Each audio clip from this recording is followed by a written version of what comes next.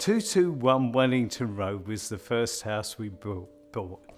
And really it was just like the Titanic on ground, because at the end of the day here in Southport, the way they built property was 3 bricks, 2 bricks, and then up they went, no foundation at all. And so some of them were built on very shaky soil and they sank into the ground. And this was the only one we could really afford. It was £25,000. It was 2 purpose-built flats. And we'd already argued with the Almighty and told him it was a bad idea. And the tenants we put in, being they were alcoholics from under the pier, would wreck the property. But we put our first tenant in, an alcoholic, and we thought we could help this man. This man had had a terrible divorce. His wife wouldn't let him see the children.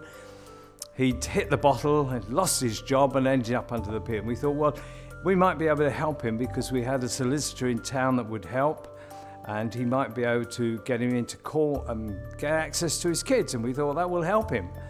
And while we were looking for the next alcoholic to put in, one of the other churches came to us and said, we've got a terrible situation in our church. We've got a young woman, she's 21, she's a one-parent family, she's got a 3-month-old baby, and she's rented a caravan. One end's fallen in, the rain's coming in. She's been to the local council. The local council said, yes, you're an emergency, but at this moment in time, you're not that great an emergency because you've got somewhere to live.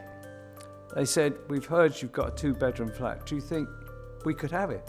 And of course, as Christians, you want to work together. So we said, okay, you can have the flat downstairs. You look after the lady downstairs and we'll look after the man upstairs.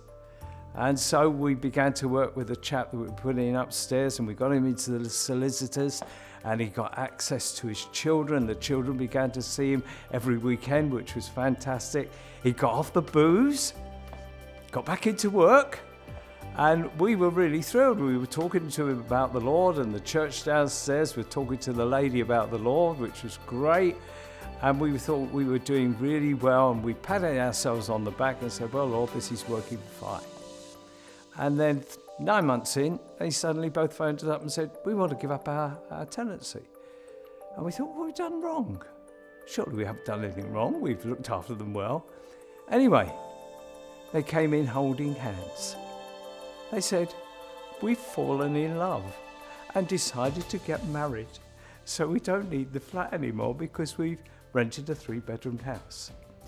Well, weren't we thrilled to bits? Because although we doubted the Almighty and said it would fail, it had been a success. And of course, as good Christians, we did apologise to the Almighty for doubting him.